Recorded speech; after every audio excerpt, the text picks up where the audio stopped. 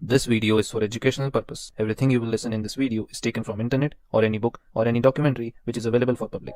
दुनिया में इंसानों द्वारा इंसानों का ही मांस खाए जाने के कई मामले हमने सुने हैं। कई आदिवासी जनजातियां ऐसी हैं जो इंसानों को खाने के लिए बदनाम हैं। देश हो या विदेश, ऐसे किस्से सब जगह हैं। पाकिस्तान के आदमखोर भाइयों की कहानी तो हमारे चैनल पर ही मौजूद है। इंडिया के भी बहुचर्चित निठारी कांड का आरोपी सुरेंद्र कोली भी हत्या के बाद इंसानी मांस खाता था।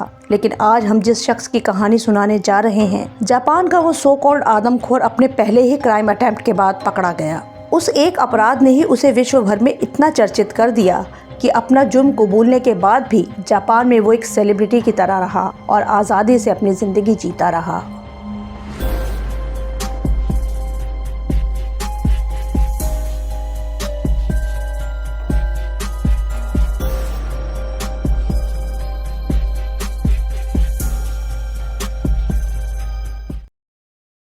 आज की हमारी कहानी है इसेई सगावा की। सगावा का इतिहास बताने से पहले हम शुरुआत करते हैं पेरिस में घटी एक घटना से। 13 जून 1981 फ्रांस की राजधानी पेरिस में बोइस डी ब्लोगिने पार्क की झील के पास अक्सर लोग टहलने आते हैं। लेकिन 13 जून 1981 को वो शाम का वक्त था।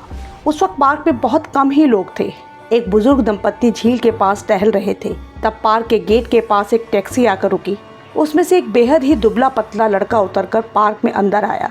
बुजुर्ग दंपत्ति का सारा ध्यान उस लड़के पर ही था। इसकी एक वजह थी, उस दुबले पतले लड़के के पास 2 बड़े बड़े बैग्स थे जिन्हें वो बहुत मुश्किल से घसीटकर अंदर ला रहा था। अब पार्क में शाम के वक्त इतने बड़े बैग्स का क्या काम? यही वजह थी कि वो बुजुर्ग उस लड़के को ध्यान से देख रहे थे। थोड़ी देर बैग खींचते खींचते वो लड़का झील के पास चलते चलते आंखों से ओझल हो गया। बुजुर्ग आदमी ने आसपास उसे ढूंढा पर वो कहीं नजर नहीं आया। लेकिन उन्हें झील में तैरता हुआ एक बैग जरूर नजर आया। अब उस बुजुर्ग ने फौरन पुलिस को कॉल किया।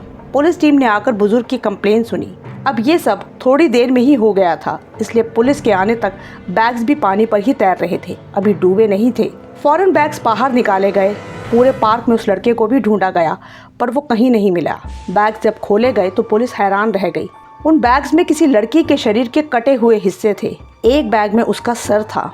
अब पुलिस ने बुजुर्ग दंपत्ति से लड़के के बारे में पूरा डिटेल लिया तो उन्हें पता चला कि वो एक एशियन मूल का लड़का था और एक टैक्सी में पार्क तक आया था। फौरन टैक्सी कंपनीज को अलर्ट जारी किया गया, ये जानने के लिए कि किस टैक्सी ड्राइवर ने किसी एशियन मूल के लड़के को 2 बैग्स के साथ इस पार्क तक पहुंचाया था। जल्दी ही पुलिस को टैक्सी ड्राइवर मिल गया। उसने पुलिस को बताया कि जब उसने लड़के से बैग्स के बारे में पूछा था तो उसने कहा था कि इसके अंदर किताबें हैं। पुलिस ड्राइवर को लेकर उस बिल्डिंग तक पहुंची जहां से उसने लड़के को पिक किया था। उस बिल्डिंग में कई अपार्टमेंट थे जहां बहुत से लोग किराए पर रहते थे, पर गार्ड ने बताया कि एशियन मूल का सिर्फ एक लड़का ही यहाँ रहता है और उसका नाम है इसेई सगावा। पुलिस फौरन उसके अपार्टमेंट तक पहुंची। उन्होंने बेल बजाई तो एक बहुत ही दुबले पतले छोटे कद के लड़के ने दरवाजा खोला, पर पुलिस को सामने देखकर भी वो घबराया नहीं। पुलिस पूछताछ शुरू करती है, वो चुपचाप जवाब देता है। अब पुलिस ने उसके घर की तलाशी लेनी शुरू की। घर का फ्रिज जब खोला गया तो फ्रिज में इंसानी लाश के टुकड़े रखे मिले। पुलिस ने फौरन इसेई सगावा को हत्या के जुर्म में गिरफ्तार कर लिया। उस लड़के ने भी बचने या भागने की कोई कोशिश नहीं की। अब पुलिस ने उससे नए सिरे से पूछताछ की तो उसने बताया कि हाँ, मैंने ही उस लड़की को मारा है। जब उससे पूछा गया कि तुमने ऐसा क्यों किया, तब उसने जो जवाब दिया उसे सुनकर पुलिस वालों के होश उड़ गए। सगावा ने कहा कि मुझे उस लड़की का मांस खाना था। वो मेरी दोस्त एक फ्रेंच स्टूडेंट थी। मैंने उसे मारा। 2 दिनों तक थोड़ा थोड़ा करके उसका मांस खाया। फिर मुझे लगा कि अब लाश से बदबू आने लगेगी तो मैं पकड़ा जाऊंगा, इसलिए थोड़े टुकड़े फ्रिज में रखकर बाकी शरीर के हिस्सों को बैग में डालकर मैं झील में फेंक आया। मुझे लगा था कि शाम के वक्त पार्क में कोई नहीं होगा, पर अनफॉर्चुनेटली मुझे किसी ने देख लिया और मैं पकड़ा गया। इसेई सगावा की गिरफ्तारी के बाद जब ये खबर सुर्खियों में आई तो फ्रांस में हड़कंप मच गया। जिस बिल्डिंग में सगावा रहता था वहाँ के लोग तो सदमे में थे कि उनके बीच इतने समय से एक आदमखोर रह रहा था, पर उन्हें इस बात का सुकून था कि पहली बार के अपराध में ही वो पकड़ा गया, नहीं तो ना जाने वो और कितने कत्ल करता। अब ये तो थी वो घटना जिससे इसेई सगावा का सच दुनिया के सामने आया और वो दुनिया में एक नरभक्षी के रूप में चर्चित हुआ। और अब जानते हैं इसेई सगावा के जन्म से उसके आदमखोर बनने तक के सफर की कहानी। इसेई सगावा का जन्म 26 अप्रैल 1949 को जापान के ह्योगे प्रांत के कोबे शहर के एक धनी परिवार में हुआ था। सगावा के पिता अकीरा सगावा एक बिजनेसमैन थे जो कुरीता वाटर इंडस्ट्रीज के मालिक थे।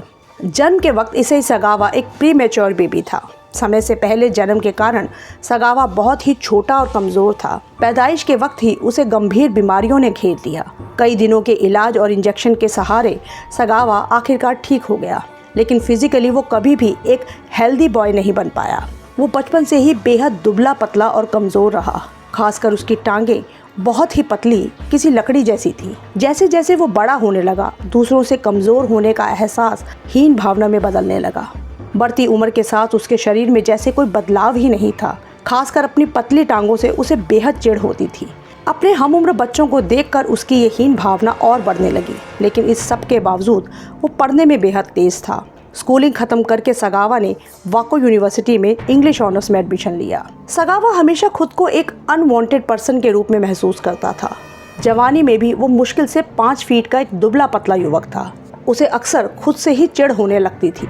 ये भावना उसके मन में घर कर गई थी कि वो एक कमज़ोर, बदसूरत और छोटा आदमी है। कॉलेज में अपने शरीर को लेकर उसकी ये हीन भावना और भी बढ़ गई जब कोई लड़की उससे दोस्ती नहीं करती थी। इसी दौरान कॉलेज में एक जर्मन लड़की को देखकर उसके दिल में कुछ फीलिंग्स जागी। वो उस लड़की का पीछा करने लगा और एक दिन उसके अपार्टमेंट तक पहुंच गया। वो जर्मन लड़की एक लंबी चौड़ी लड़की थी। इससे पहले कि सगावा उस लड़की को पकड़ पाता, उस लड़की ने ही सगावा की नीयत को भांपते हुए उसे पकड़ लिया और शोर मचा दिया। पड़ोसी इकट्ठा हुए, पुलिस आई, तब सगावा को रेप अटेम्प्ट के जुर्म में गिरफ्तार कर लिया गया। लेकिन क्या ये सचमुच रेप अटेम्प्ट ही था? सगावा के माँ बाप अच्छे खासे रईस थे। उन्होंने जर्मन लड़की को कंपनसेशन के तौर पर मोटी रकम देकर मामला सुलझा लिया और इस तरह सगावा जेल जाने से बच गया। पर माँ बाप भी सगावा की इस हरकत से बहुत हैरान थे, क्योंकि उसकी असलियत तो अभी किसी को भी मालूम नहीं थी। वाको यूनिवर्सिटी से इंग्लिश ऑनर्स में मास्टरेट करने के बाद सगावा लिटरेचर में PhD करना चाहता था। उसने पेरिस जाने की इच्छा जताई। जर्मन लड़की की घटना के बाद माँ बाप को भी उसके पेरिस जाने से कोई एतराज़ नहीं था। अब इसे ही सगावा 1977 में 27 साल की उम्र में पेरिस पहुंचा। पढ़ाई शुरू हुई। यहाँ भी लोग उसे एक अच्छा स्टूडेंट तो मानते थे, लेकिन उसके ज़्यादा दोस्त नहीं बन पाए। यहाँ पढ़ाई के दौरान उसकी मुलाकात रेनी हर्टवेल्ट नाम की डच लड़की से हुई। ये भी फ्रेंच लिटरेचर की एक स्टूडेंट थी। ये लड़की काफ़ी लंबी थी। खासकर उसकी लंबी खूबसूरत टांगों को देखकर ही ईसाई उसकी तरफ आकर्षित हुआ था। एक अच्छे स्टूडेंट के तौर पर रेनी की भी सगावा से दोस्ती हुई थी। एक दिन सगावा ने रेनी को फ्रेंच पोइट्री को समझने में मदद के लिए अपने घर बुलाया। पहले रेनी घर आने में थोड़ा झिझकी, फिर शायद उसने सोचा कि इतने दुबले पतले लड़के से क्या खतरा हो सकता है। पढ़ाई में हेल्प के लिए वो सगावा के घर आने को राजी हो गई। ये वही दिन था 11 जून 1981 का, जब रेनी सगावा के घर पहुंची थी। सगावा के अपार्टमेंट में पहुंचकर वो पोएम पढ़ना शुरू करती है। इसी बीच जब रेनी की पीठ सगावा की तरफ थी, तब सगावा ने पहले से छुपाई हुई एक राइफल से रेनी के गर्दन पर फायर कर दिया। गोली लगते ही रेनी फर्श पर गिर पड़ी और उसके गले से खून की धारा बहने लगी। इतना खून देखकर सगावा की हालत खराब हो गई और वो खुद बेहोश हो गया। बहुत देर बेहोश रहने के बाद जब वो होश में आया तो उसने रेनी को फर्श पर मृत पड़े हुए देखा। अब उसे अपने अंदर एक अलग कॉन्फिडेंस और ताकत महसूस हो रही थी कि इस लड़की को वो काबू कर सकता है। ना तो ये लड़की लड़ सकती है, ना ही चिल्ला सकती है और ना ही अपना बचाव कर सकती है। अब वो अपनी बरसों पुरानी दिल में दबी इच्छा पूरी करने जा रहा था। पहले उसने रेनी के साथ रेप किया, तो क्या ये उसकी इच्छा थी? बिल्कुल नहीं। इसके लिए तो सगावा अक्सर पेरिस में अपने फ्लैट पर कॉल गर्ल्स को बुलाता था। तो क्या थी उसकी सालों से दबी हुई इच्छा? दरअसल बचपन से ही कमज़ोर शरीर का सगावा हीन भावना का शिकार था। खासकर उसकी टांगें बेहद पतली थी। जब भी वो कोई हेल्दी खूबसूरत टांगों को देखता तो न जाने क्यों उसके मन में यह ख्याल आने लगा कि काश मैंने खा पाता, खासकर लड़कियों की टांगें देखकर। सबसे पहले इसने जब अपनी माँ की टांगों को देखा तब भी इसे यह ख्याल आया। समय के साथ साथ इसका यह ख्याल इसकी तीव्र इच्छा में बदल गया। लंबी लड़कियाँ इसे हमेशा आकर्षित करती थी, पर अब ये बेहुदा ख्याल इसे क्यों आया पता नहीं।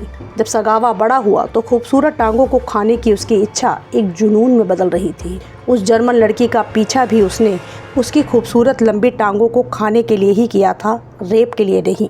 लेकिन अपने कमज़ोर शरीर की वजह से वो कभी भी अपने इरादों को पूरा नहीं कर पाया। अब दिल में अपनी इस इच्छा को दबाए सगावा पेरिस पहुंच गया, जहां उसे ये डच लड़की मिली जो अब मरी हुई उसके सामने पड़ी थी। उसने रेनी की बॉडी को टेबल पर लिटाया। पहले उसने दांतों से यूं ही उसकी टांगों को खाने की कोशिश की, पर यह मुमकिन नहीं हो सका।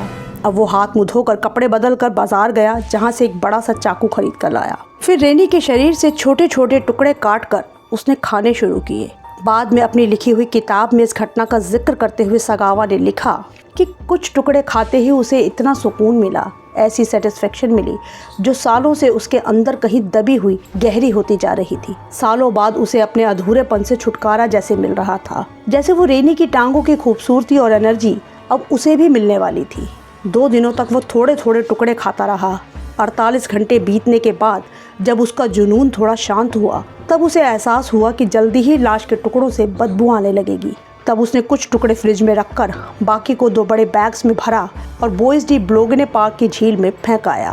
पर यह सगावा की बदकिस्मती थी और बाकी लोगों की खुशकिस्मती कि उस बुजुर्ग दंपत्ति का ध्यान उस पर गया और वो पकड़ा गया और कोई और लड़की भी उसका शिकार होने से बच गई। ये खबर आग की तरह फ्रांस में फैली। लोग सगावा को कड़ी से कड़ी सजा की मांग कर रहे थे। गिरफ्तारी के बाद वो 2 साल तक जेल में रहा। इस बीच कई बार उसके स्टेटमेंट और इंटरव्यूज़ हुए जिसमें उसने इंसानी मांस खाने के अपने जुनून के बारे में जिक्र किया। अब लोगों में सगावा के लिए ये राय बनी कि इसकी दिमागी हालत ठीक नहीं है और इसे इलाज की ज़रूरत है, जिसका नतीजा ये हुआ कि 1983 में उसे फ्रांस में केस के ट्रायल के लिए फिट नहीं माना गया। फ्रांसीसी डॉक्टर्स ने सगावा को एक मनोरोगी घोषित कर दिया। तब फ्रांसीसी जज जीन लुई ब्रूगरे ने कानूनी रूप से सगावा को पागल घोषित कर दिया। फ्रांस में सगावा पर से सारे आरोप हटा दिए गए और उसे साइकियाट्रिस्ट इंस्टीट्यूट में इलाज के लिए भेज दिया। सगावा के माता पिता ने फ्रांस में सगावा के केस के लिए वकील हायर किया था। जब सगावा को इलाज के लिए हॉस्पिटल भेजने का आदेश अदालत ने दिया तो सगावा के माता पिता ने वकील द्वारा कोर्ट में ये अपील की कि सगावा को जापान ट्रांसफ़र कर दिया जाए, वहाँ भी उसका मानसिक इलाज हो सकता है। हालांकि रेनी के घर वालों ने सगावा को सज़ा दिलाने की पूरी कोशिश की। वो चाहते थे कि सगावा पूरी ज़िंदगी जेल में काटे, पर ऐसा नहीं हो सका। फ्रांसीसी गवर्नमेंट भी इस आदमखोर से छुटकारा चाहती थी। वैसे भी फ्रांस की जनता खुश नहीं थी कि उनके टैक्स के पैसे ऐसे दरिंदे के इलाज पर खर्च हो। इसलिए सगावा के माँ बाप की अपील को मान लिया गया और 1984 में सगावा को जापान डिपोर्ट कर दिया गया। फ्रांस में ही सगावा पर लगे सभी आरोप हटा दिए गए थे, इसलिए जापान में भी उस पर कोई केस नहीं चला। वहाँ के मात्सुजावा हॉस्पिटल में उसे भर्ती कर दिया गया। यहाँ वो 2 साल तक रहा। 1986 में डॉक्टर्स ने सगावा को पूरी तरह से फिट घोषित करके हॉस्पिटल से फ्री कर दिया। हालांकि उसे रिहा किया जाने का हमेशा विरोध ही होता रहा, क्योंकि कहते हैं कि उसे आज़ाद करवाने में सगावा के माँ बाप ने अपने पैसे और पॉलिटिकल सपोर्ट का खुलकर इस्तेमाल किया था। अब सगावा आज़ाद था। उसके अमीर माता पिता ने उसे हर तरह से नई ज़िंदगी दी। जैपनीज कैनिबल किलर के नाम से वो फेमस हो चुका था। वो नॉर्मल ज़िंदगी ही जी रहा था। लोग उसे पहचानते थे।